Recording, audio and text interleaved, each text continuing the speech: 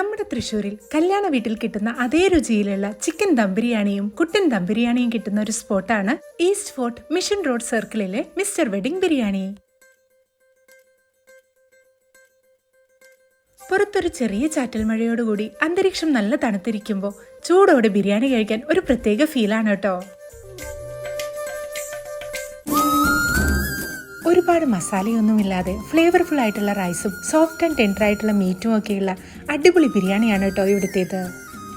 150 രൂപയ്ക്ക് അത്യാവശ്യം നല്ല ക്വാണ്ടിറ്റിയിൽ കിട്ടുന്ന ചിക്കൻ ബിരിയാണിയും കഴിക്കാൻ നല്ല ടേസ്റ്റിയാണ്.